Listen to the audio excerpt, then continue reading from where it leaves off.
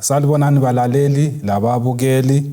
Lamhlanje ngithe sihlangane ngesifundo esingaphansi kwesihloko esithi sona Indoda Ekhubazekileyo ihlangana loJesu.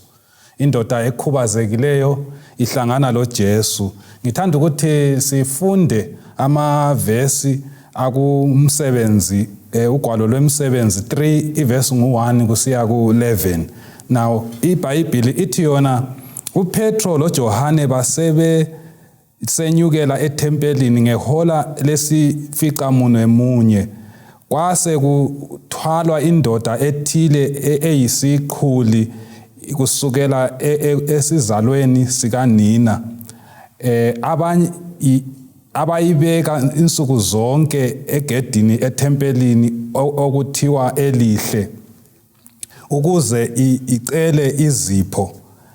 Eyathi ibona uPetro loJohane bese bengena ethempelini yacela isipho. uPetro waseyijolozela loJohane wathi sikhangele. Yasi bananzelela ilindele ukuthi bazayinika isipho. uPetro wasesithi isiliva legolide angilakho, kodwa engikunika khona ngegama lika Jesu Kristu sukuma uhambe.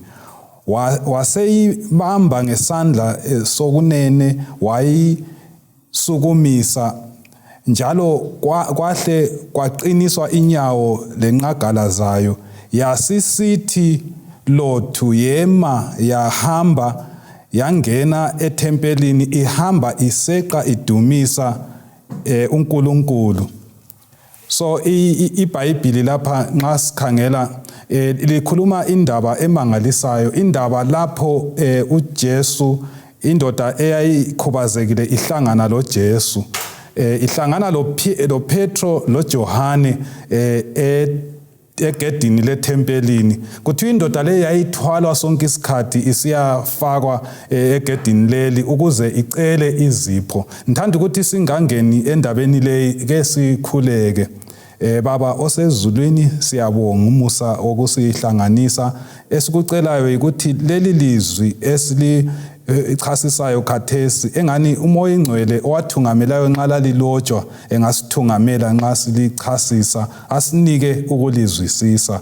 Ngikhuleka ngegama lika Jesu Kristu, amen. So indaba esikhuluma ngayo ithi yona indoda ekhubazekileyo ihlangana loJesu. Ukukhubazeka yikho esithi ngolimi lwemzini disability.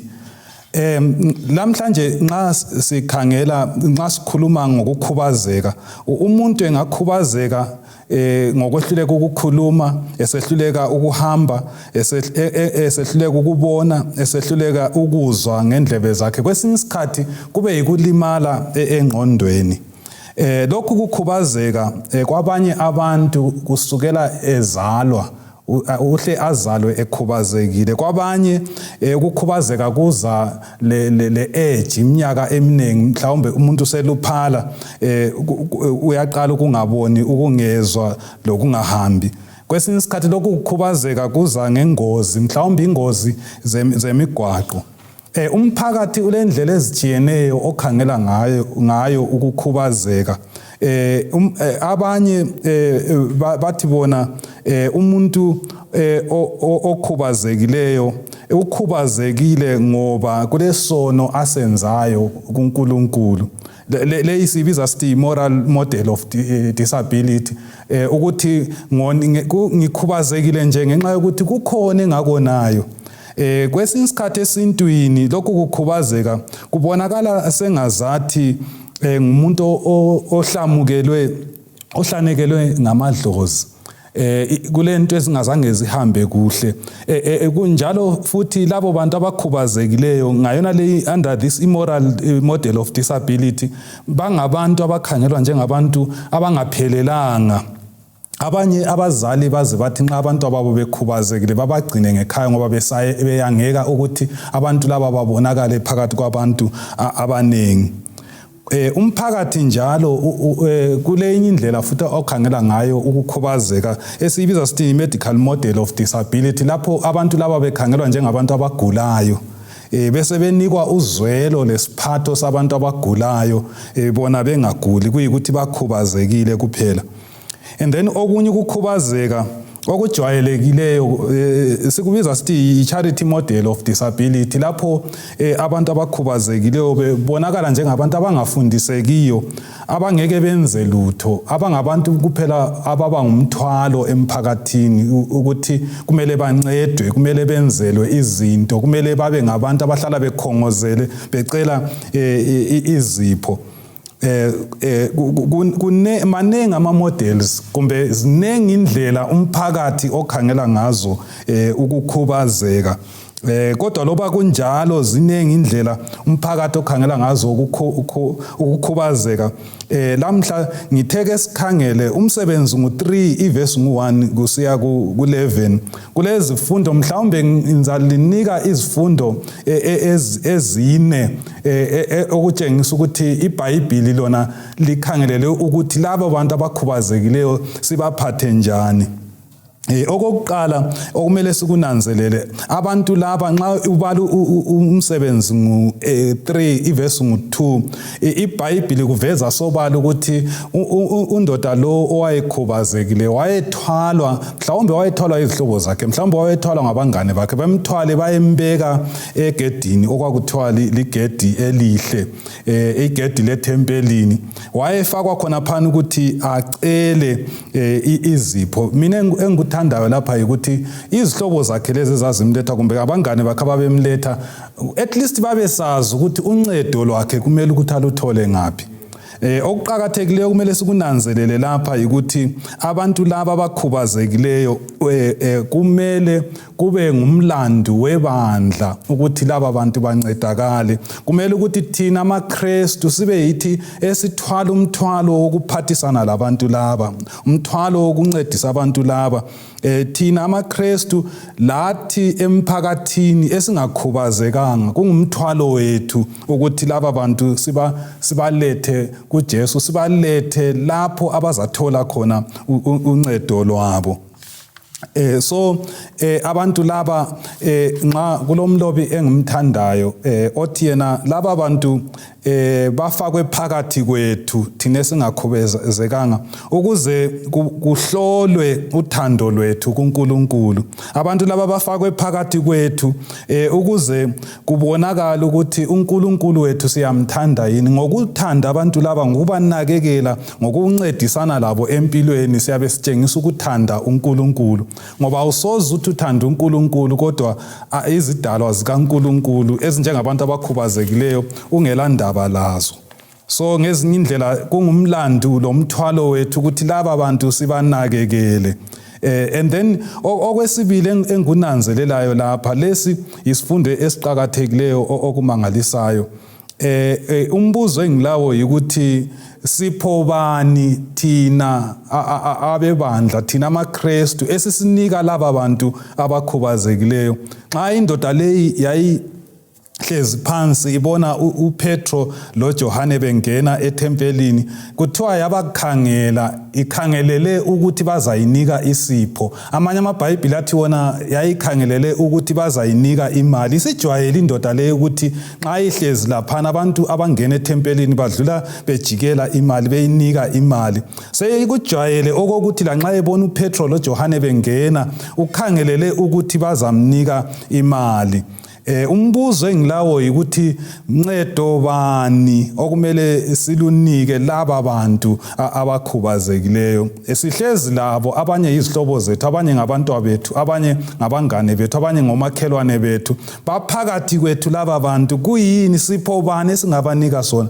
Xa indoda le ikhangelela ukuthi uPetro loJohane bazayinika isipho esemali uPetro kuvesi ngu6 uthi yena isiliva legolide kangilaso kodwa engilakho ngikunika khona. Abese sithi uPetro ngegama lika Jesu Kristu sukuma uhambe. Le indoda kuthiwa yachwaphuluka yasukuma yaqolotsha yeqa ingangena ethempelini yadumisa uNkulunkulu. kulento eqhakathekileyo lapha ngesipho esika Petro. uPetro wayebona kakhulu okwakumele kube yiso isipho okumele indoda le isinikwe esiyiso indoda le eyayisidinga. Indoda le yayingadingi izigqoko ngoba izigqoko ziyaguga. Indoda le yayingadingi imali ngoba imali uyayidla uyiqede. Njalo ngabo Petro wanika indoda leyana imali. Indoda leyana yayiyaqhubeka kwempilo yayo yonke ilokho iyisiceli egedini elihle. And then ungathi uyakhangela futhi ngabe kuthiwa le indoda yaphiwa ukudla kuyadliwa kuphele. Indoda le ngabe yaphiwa amasepa lezinye izinto esizinika abantu laba abakhubazekileyo. Izinto zangikhona ziyaphela, but kodwa uPetro into enginanzelelayo lapha nxa wayesithena isiliva legolide kangilaso kodwa lokho engilakho ngikunika khona. Ngezinye indlela uPetro ayekutsho yikuthi isiliva legolide imali kangilayo. Ngingakunika imali leyo izaphela kodwa ngilesipho esiza kwenza ungabi ngumuntu oqhubeka uyisiceli. Ngifuna ukukunika isipho esizakwenza ukuthi sikuhlomise ukuthi lawe ukwanisa ukuzinceda impilo yakho ingeyami kwabanye abantu. Ngizakunika isipho esizakwenza ukuthi ungabi ngumuntu othwalwa nsuku zonke usiyacela egedini. Kodwa isipho esizakwenza ukuthi lawe uzihambele ngenyawo zakho. So ngezinye indlela uPetro wayesithi yena mina isipho engilaso isipho esingcono, isipho esizakwenza ukuthi impilo yakho ingahlali yeyame kwabanye abantu kodwa wena ukwanisa ukuthi lawe uzincede.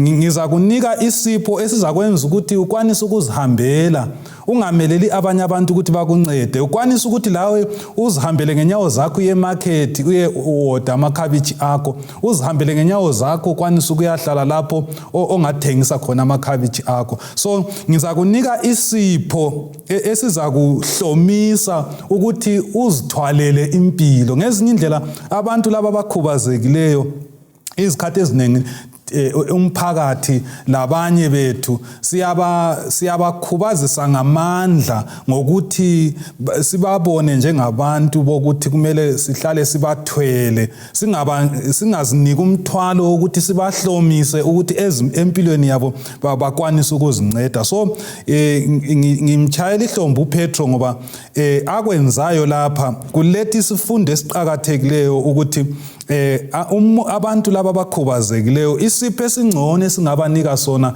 yisipho esokubahlomisa ukuthi empilweni baziphilele. uPetro lapha unika indoda le uKristu, umnika usindiso ngoKristu, aphinde futhi amnike ukuthi achwaphuluke inyawo zakhe azihambele ngoba isono nxa sasihlasela umuntu sahlasela umuntu samlimaza umzimba wakhe. Yikho kulokukhubazeka asilimazanga umzimba kuphela, umuntu walimala kokwakomoya. Ubudlelwano babukhona phakathi kwaNkulunkulu lomuntu babadilika ngenxa yesono. So umuntu nxa ekhubazekile isipho esingcono njengebandla, isipho esingcono njengabatshumayeli esingasinika abantu laba yisipho sokuthi silethe ukubuyisana phakathi kwabantu laba loKristu. And singalethe ukubuyisana phakathi kwabantu laba loKristu babe lobudlelwano loKristu, siphinde sibakhulekele ukuthi uNkulunkulu kaphathise abakhulule nxa bangaboniyo, sibakhulekele ukuthi uNkulunkulu abanike ukubona, sibakhulekele ukuthi uNkulunkulu ngabanike ukuzwa ngendlebe zabo. Kumele sibakhulekele ukuthi uNkulunkulu kalethe inkululeko epheleleyo kulaba bantu. Kodwa into ekhona okumele siyinanzelele ukuthi kuyenzakala ukuthi umuntu lo loba esephiwe ukubuyisana loKristu, esephiwe ubungane loKristu, esengumngane kaKristu, esesindisiwe, kodwa umuntu lo asale elokho elokukhubazeka kwakhe. Abanye bayazibuza ukuthi kathi manje nxa kuyikuthi ama-church amaKristu bakhonza uNkulunkulu olamandla, uNkulunkulu olothando, why kwesinye isikhathi engakhiphi lokho kukhubazeka? Kungani amabandla, kungani izinkonzo ziqhuba inhlelo ezabantu abakhubazekileyo, abantu laba bencediswa benjalo bekhubazekile, kodwa uJesu yena ngokwakhe nxa wayehlangana labantu laba simbona eletha ukukhululeka emzimbeni, lekukhululeka emandleni awesono. So kusuka abanye abantu bengakuzwisisi kuhle ukuthi kathi why kungani sithatha izimali eziningi sisiba lenhlelo kumbe ama ministries ebantwini abangaboniyo, abantu abangezwayo, why singakhulekeli ukuthi abantu laba bavule indlebe kulokuthi siye badingela ama hearing aids, singakhulekeli ukuthi abantu laba bazihambele kulokuthi sibe siyabadingela ama wheelchairs. I-shortcut okungcono esingakwenza ukuthi abantu laba bakhulule ukukhubazekeni.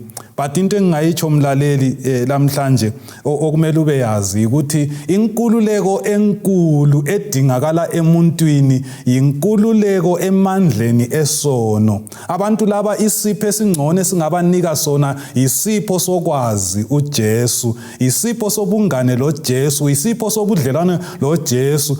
Kungenzakala ukuthi kwesinye isikhathi nxa umuntu wangikhona ehlangana loJesu, esizwa ivangeli, ekhetha uJesu njengomsindisi, kodwa uKristu akhethe ukuthi amyekele enjalo elokukhubazeka kwakhe. Lokho kuyenzakala. Embalini yeBhayibhelini sithola abanengi abantu ababemthanda uNkulunkulu, abantu ababeyamisa impilo zabo kuNkulunkulu, abantu ababethembekile kuNkulunkulu, ababephila belokukhubazeka kwabo.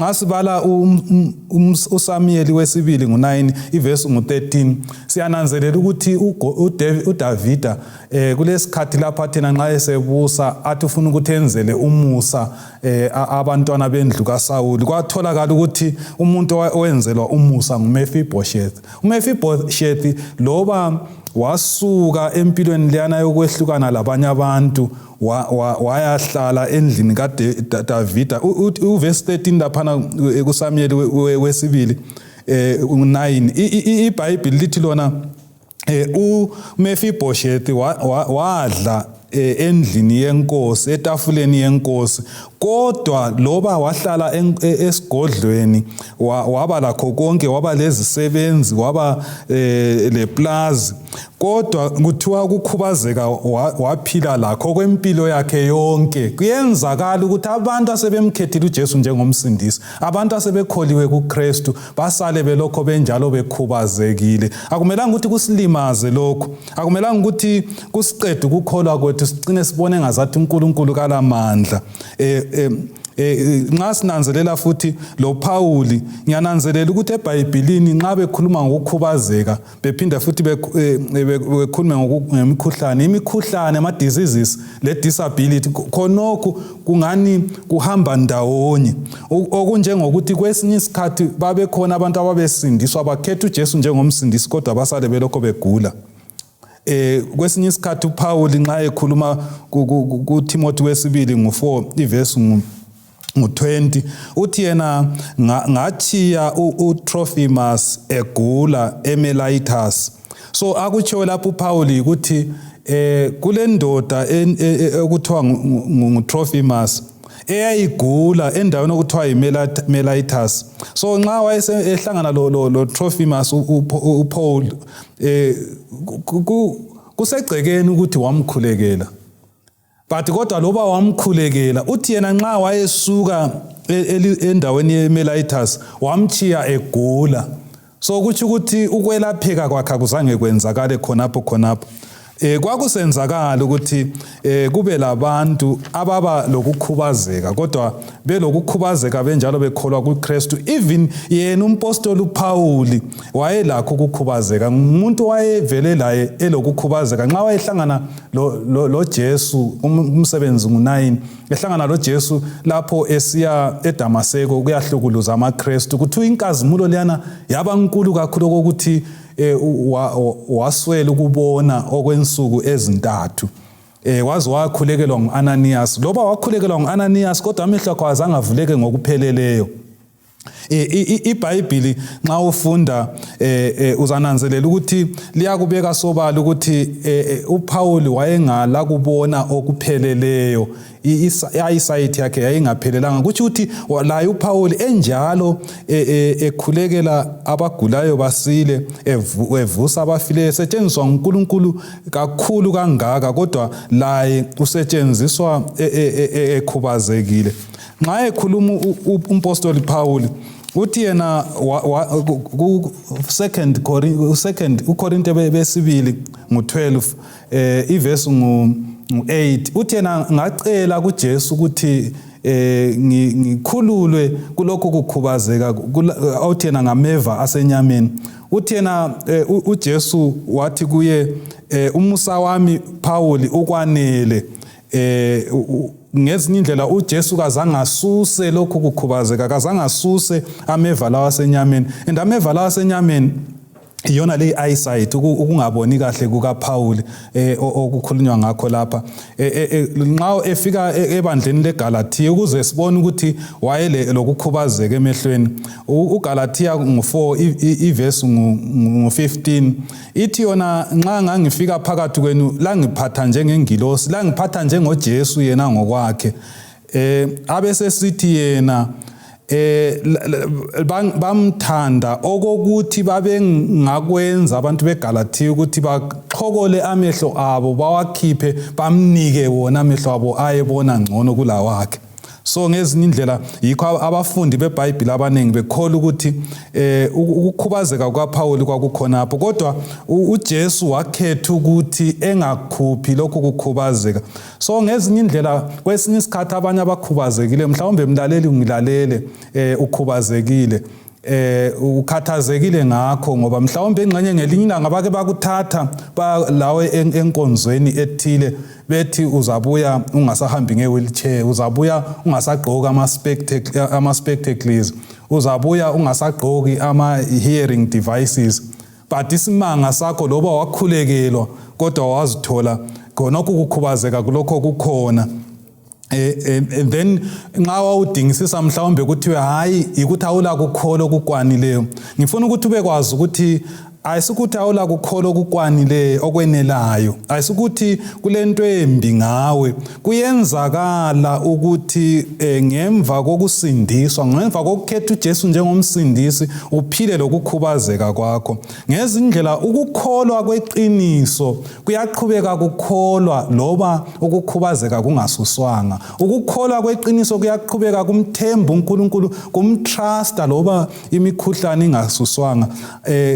Kumele siqhubeke simtrust uNkulunkulu, simthemba, simdumisa, simkhonza loba uNkulunkulu engasinikanga zonke izinto esifuna ukuthi asinike zona. Ukukholwa kweqiniso kukholwa ukuthi uNkulunkulu ulelungelo lokukhetha ukuthi asuse ukukhubazeka kumbe akuyekele ukukhubazeka empilweni zethu. Ukukholwa kweqiniso kuyaphikelela, kubambelele even empilweni yami njengomKristu ngile mibuzo engelampendulo. Akudingakala ukuthi impendulo zonke ngokukholwa kwami zize ziphendulwe ukuze ngimkhonze uNkulunkulu. Ukukholwa kumaHebrew 11 ivesi 6, ukukholwa ikuqiniseka ngento ezingabonwayo. Alubana ngabe wonke umuntu okhubazekileyo, wonke umuntu ogulayo, wonke umuntu ophilayo emhlabeni namhlanje, alubana ngabe ukuba senkonzweni lokuba kuJesu kuthi ukuthi bayasila kulokhu kukhubazeka, bekungeke kudingakale ukukholwa. Indlela leyi eya kuKristu sihamba ngokukholwa hathi ngokubona. Akudingi ukuthi size sibe lempendulo zonke esiKristwini sethu ukuze uNkulunkulu simkholwe, simtrusta, simthembe enjalo silemibuzo engaphendulekanga. Kwesinye isikhathi ngike ngakhuluma ukuthi kumele ukuthi abantu laba abakhubazekileyo sibahlomise ukuthi baziphilise. Kwesinye isikhathi mhlawumbe engxenye mlaleli uhlezi lo muntu okhubazekileyo, ukukhubazeke okokuthi keneliseke ukuthi afundiseke, keneliseki ukuthi ancediswe ukuthi azincedise, ungalahlekelwa lithemba. Engingakutshela khona ukuthi even bekhona abanye abangakwanisi ukuthi bancediseke ukuthi bazincedise, abantu abangeke babe empowered. Ngicela ukuthi ukukhuthalela ukuthi laba bantu engxenye ungumzali, engxenye uyisihlobo somuntu onjalo, cela amandla ukuthi uKristu akunika amandla ukuthi ubekezele, uqhubeke kumthanda, uqhubeke umgcinile. Bakhona abalutshwana abagciniwe, asilampendulo zokuthi sikubamba sikuthini. Inkolo yesiKristu kayila zonke impendulo zempilo. Nxa usadinga ukuthi kuze izimbuzo yakho yonke iphenduleke, awusoze uyihambe lindlela. So le indlela izahanjwa kuphela ngabantu abamtrustayo uNkulunkulu, abamthembileyo. Yikho kwakukhulunywa ngoShadrach, Meshach, Abednego kuDaniel 3 iverse 17 kusiya ku18. Bathi bona amajaha lawa nxa sebephambi kaNebukadnezar, bathi bona uNkulunkulu esimkhonzayo ulamandla okusisindisa ende uzasisindisa. Kodwa lobe engasasisindisa ngakuzaziwa ukuthi isithombe kasizange sesikhothamele. Kuyini ababekutsho amajaha lawa? Ababekutsho ukuthi bona uNkulunkulu bayamthemba, bayamtrusta, bayakwazi ukuthi uNkulunkulu olamandla. Amandla kaNkulunkulu akumelanga siwadawute. uNkulunkulu lamandla okususa ukukhubazeka. But kodwa lobe engakhetha ukuthi engakususi lokhu kukhubazeka, nxa uNkulunkulu ekhethe ukungasusi ukukhubazeka, nxa uNkulunkulu ekhethe ukungasusi umkhuhlane, uyakunika amandla ukuthi lokho kukhubazeka kumbe lowo mkhuhlane uphile lawo. Banengi abantu abaphila lemkhuhlane, banengi abantu abaphila lokukhubazeka. Embalini sihlangana loBeethoven owayengumlobi omkhulu ezingomeni, wayeloba izingoma ezinengi uBeethoven. uBeethoven wayengezwa. Kubuye futhi uWilliam Wilberforce wayeyi-epileptic, but nxa wayekhuluma ngokukhululwa kwezigqili, wayekhuluma eqinile njalo waba instrumental ekuthini izigqili kume ukuthengiswa kwezigqili. And then silabo omuyi Steve Kekan babe ngabantu abangaboni uNkulunkulu nxa kulokukhubazeka okuthile empilweni yomuntu. Kwesinye isikhathi uyamnika esinye isipho esingekho lebantwini abangakhubazekanga. uNkulunkulu kumele simthembe. And then nxa abantu laba abakhubazekileyo, nxa uJesu ungelaye, ulokukhubazeka okukhulu kwedlula ukukhubazeka kwenyama. So okudingakala lamhlanje yikuthi sibe ngabantu abamkhethileyo uJesu njengomsindisi, abantu abakuKristu, abantu abazeyama kuKristu. Ngoba nxa sikuKristu, iBhayibheli iyathembisa ukuthi laba abakuKristu, laba abalobungane loJesu, ngelinye ilanga amehlo abo azavuleka, ngelinye ilanga indlebe zabo zizavuleka nxa uJesu ezayo. Lokhu sikubona ku-Isaiah 35 iverse 5 kusiya ku-6. Ngelinye ilanga abantu abakuKristu nxa ezayo ezethatha bakhe kubona lumhlaba, nguye ozaqeda zonke inhlupho, zonke inhlungu, konke ukukhubazeka. Ngelinye ilanga labo abagqoka ama-spectacles nxa uJesu ebonakalayo bazawalahla.